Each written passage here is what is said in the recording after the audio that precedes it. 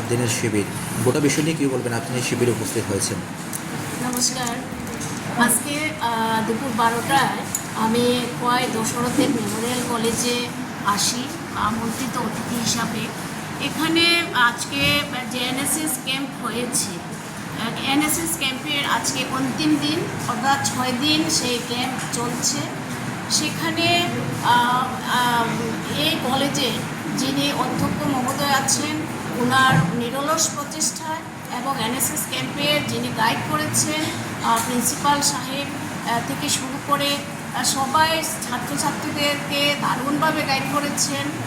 কারণ আমরা জানি যে এনএসএসের দ্বারা ছাত্রছাত্রীদের এইভাবে উদ্বুদ্ধ করতে হয়, নট মি বাট ইউ। তো এটাই মূল কথা।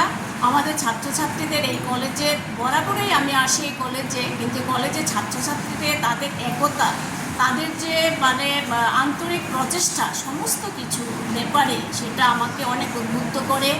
আমি আসি বারবারই। তো এই ক্যাম্পে 6 দিন ব্যাপী যে ক্যাম্প হয়েছে, সেখানে আমাদের খোয়াই আরডি ব্লকের অন্তর্গত মধ্যবনকি যে পঞ্চায়েত আছে, সেই পঞ্চায়েতে এনএসএস ক্যাম্পের যে ছাত্রছাত্রীরা, ওরা সেখানে শিক্ষামূলক এটা গরিব এরিয়া, সেটা অন্ত্যোদয় ব্যক্তি থাকে সেখানে, সেই এরিয়াতে স্কুল পড়ুয়া গরিব অর্থাৎ অন্ত্যোদয় যে পরিবারগুলি, তাদের মধ্যে শিক্ষা সামগ্রী তারা বিতরণ করে। এটাকে আমি খুব অ্যাপ্রিসিয়েট করি, মহতি উদ্যোগ।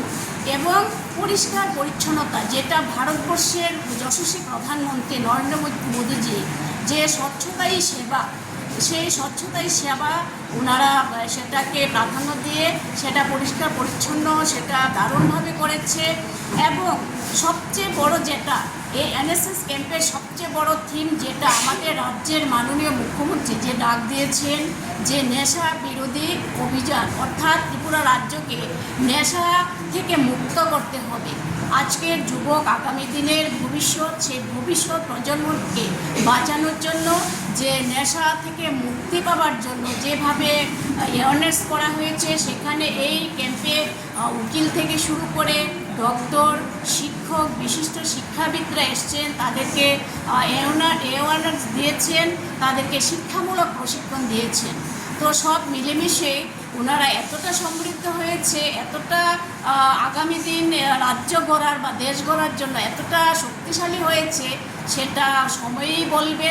আমরা চাই এই এনএসএস ক্যাম্পের মাধ্যমে শুধু খোয়াই কলেজে নয়, প্রত্যেকটা বিদ্যালয়ে যেন এনএসএস ক্যাম্প হয়, এবং সেই ক্যাম্পের মাধ্যমে আমরা সমাজের প্রত্যেকটা মানুষকে জানান দিতে চাই যে আমরা সমাজের জন্য কিছু একটা করতে করবো বা আমরা পারবো, আমাদের পারতেই হবে।